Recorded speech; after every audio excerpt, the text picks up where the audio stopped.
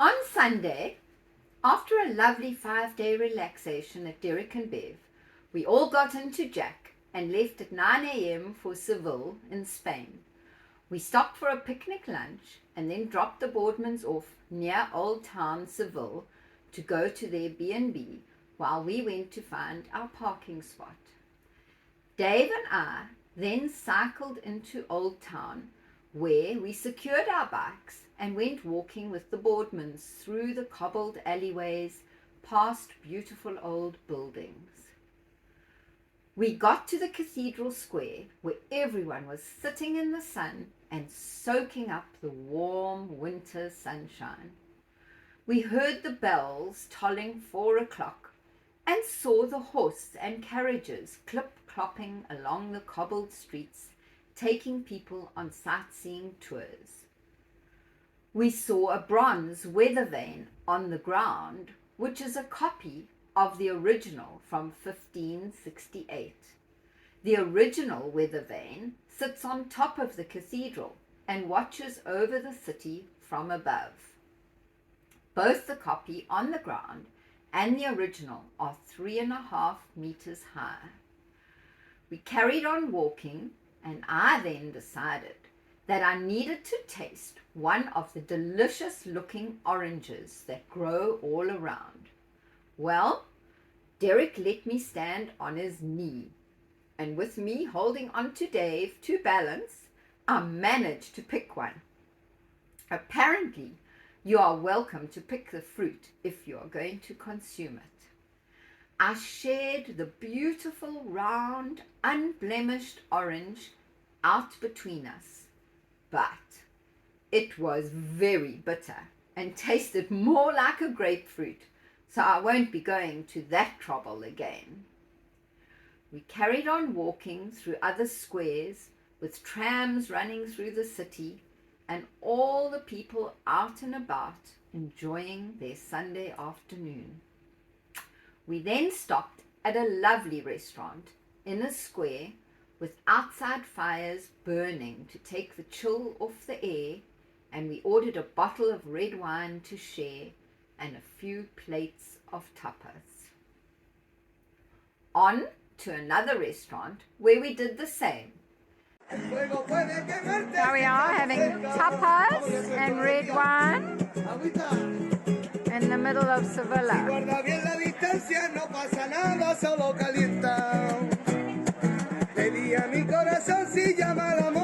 There's a guy with a guitar behind me playing. I don't want to take this photo.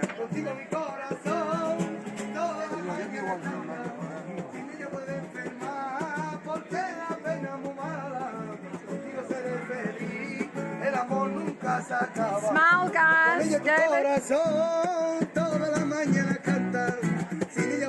Then a visit to a pastry shop before Dave and I cycled back to Jack to our waiting dogs and a warm cup of coffee with our pastries before jumping into bed.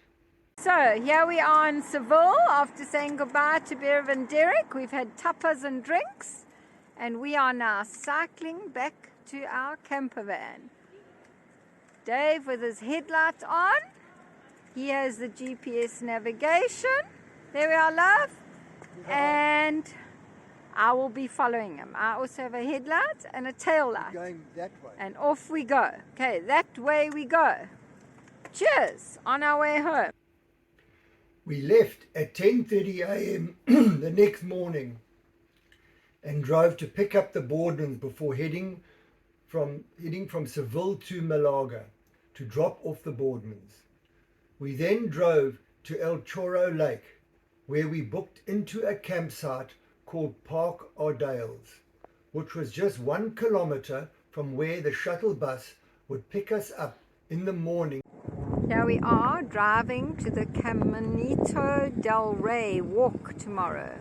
It's a walk along the cliff edges that the King of Spain ordered people to do. We are really looking forward to this hike. In the late afternoon, we cycled around the area, seeing where the 3 reservoirs meet. which is all part of a complex hydroelectric system. We also saw the original dam wall built in 1905. On Tuesday, we were up bright and early to go to the parking lot from where we would get the shuttle bus to the Caminito del Rey, the King's Little Path. This is a walkway pinned along the steep walls of a narrow gorge and suspended 100 meters up. The walkway was built to provide workers at the hydroelectric plant with a means to cross between the gorges. The construction began in 1901 and was finished in 1905, and King Alfonso XIII crossed the walkway in 1921 for the inauguration of the dam. It was a wonderful day with clear blue skies and no wind. We were on a guided walk, and Paul, our guide, was so knowledgeable, telling us all the history. Apparently, the whole hydroelectric scheme was initiated by a young engineer called Raphael Benjamin Burin, who had just graduated from university. In fact, the hydroelectric scheme was his final year project. He was very forward-thinking, recruiting sailors to build his pathway along the cliff edges, as they were not afraid of heights. And he thought it would be easier to teach sailors to build than to teach builders not to be afraid of heights. He provided free schooling, electricity, and housing, plus a monthly salary, all things to entice his workers. However, in 1970, his aqueduct was closed down, and so the pathway was no longer maintained for workers, and it fell into disrepair.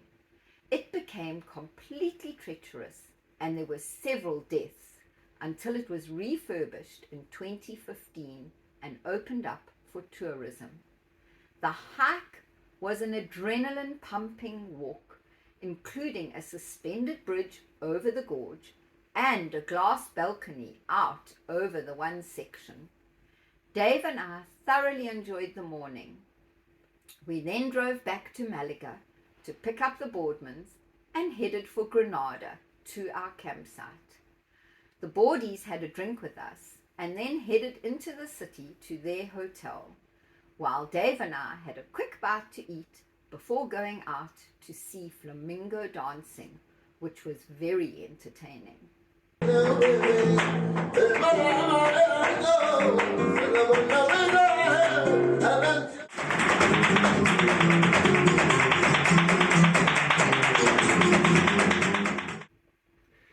We had a leisurely start the next day and then caught the bus into Granada to join the Boardmans on a hop-on, hop-off bus-type train around Granada. We had the dogs with us, and what a joke, as they were only allowed on the sightseeing bus if they were in a bag. So we bought a large shopping bag, and getting on and off the bus, they had to be in there.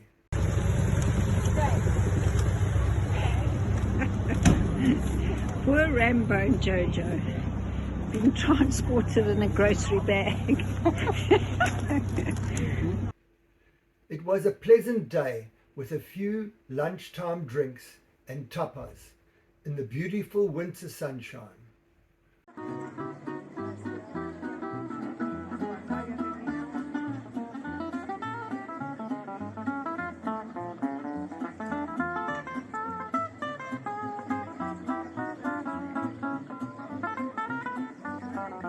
Beverly, and now Derrick in there. David, dance. On Thursday, we had a good cooked breakfast, and I worked in the morning as the Boardies arrived at the campsite at about 11 a.m. We all set off towards Vera to go and stay with Johan and Sonia de Jager. What a warm welcome we had. An afternoon of drinks and fellowship, ending with a delicious meal made by Johan, and then we all toppled into bed with full bellies and happy hearts. Dave and I were in our motorhome, and Derrick and Bev were in the de Jager's guest bedroom. After a slow start and the Mediterranean breakfast, Johan took us to park Jack at a beach parking, and then he collected us in his car to take us to the Gorocha market, which is held every Friday. It was a colourful, open-air street mix of clothing, fresh vegetables, spices, olives, olive oils, hams, chorizos, sweets, and anything that you could imagine. The tantalizing aroma of chickens roasting was tempting, but we were going out for lunch. The stalls were bustling with locals and offered a real taste of Spanish lifestyle, and there was a vibrant atmosphere.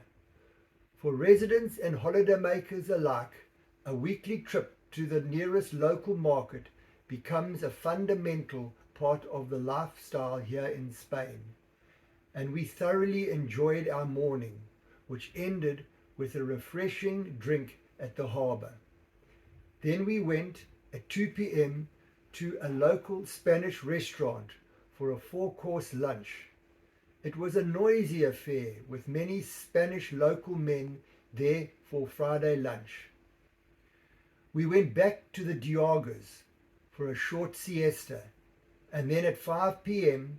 we set off for Mallorca, a quaint village perched on a beautiful hilltop overlooking the Mediterranean Sea. This village won the Ferrero Rocher Christmas illumination competition in December of 2022, and so we're keeping the Christmas lights on till the end of February 2023. What a spectacular sight! We wandered all around the beautiful white village that clings to the hillside and just took in the magic of the twinkling lights and the glowing sunset in the hills beyond. Truly magical.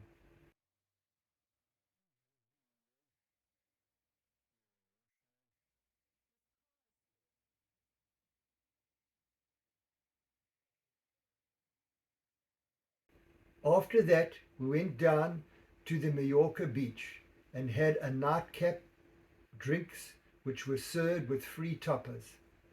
A wonderful end to a glorious day. On Saturday, we bade the de Jagers a fond farewell, with them promising to visit us in the UK, and we drove directly to Valencia, where we booked into Valencia Camper Park, a very well-run campsite right next to the metro station, so that we could get to central Valencia in just 25 minutes with no hassle at all. The boardies and us caught the metro in together. We found their hotel, and then we wandered around Valencia. We visited the La Longna de la Seda, or in English, the Silk Exchange, which was built between 1482 and 1533. It is a masterpiece of late Gothic architecture. La Longna has been maintained meticulously for 5 centuries. It comprises 3 distinct buildings and a garden known as the Courtyard of the Orange Trees, which unites the whole in a perfect rectangle. The grandiose contract or trading hall illustrates the power and wealth of Valencia in the 15th and 16th centuries. It has 8 columns supporting the vaulted roof, which is 17.5 meters high. The spiral columns are like the ropes of a ship, or skeins of silk, and they fan out as they touch or reach the vaulted ceiling like Mediterranean palm trees and transform into the ribs of the vault of the ceiling. The Castello del Mar, the Consulate of the Sea, is up an outdoor staircase off the courtyard of Oranges. It has a splendid carved coffered wooden ceiling which came from the former town hall. Its floor is made up of slabs of black and white and cinnamon colored marble, and it is laid so that it has a 3D effect. Quite an amazing room, Beryl and Derrick. And look at the ceiling here.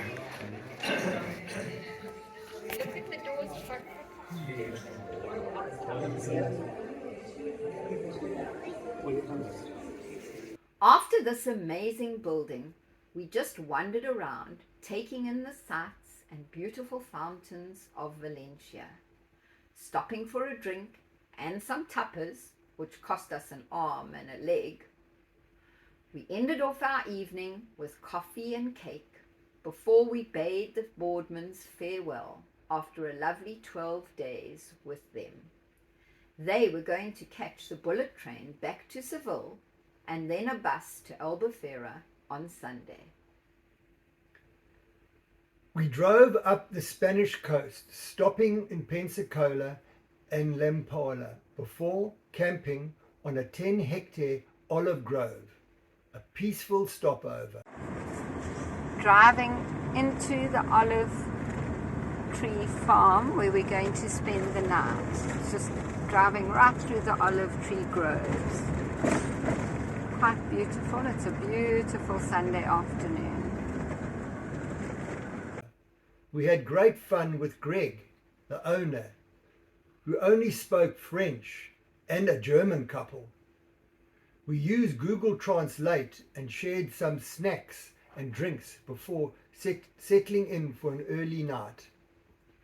On Monday, I worked until lunchtime, and then we bade Greg farewell and were on our way to Tarragona, a port city with many ancient ruins from its time as a Roman colony. We first looked at the beach and took the dogs for a quick walk. Then we left the dogs and Dave and I took a walk up into the city to see the Cathedral of Tarragona, a Roman Catholic church built where there used to be a Roman temple and before that a Moorish mosque.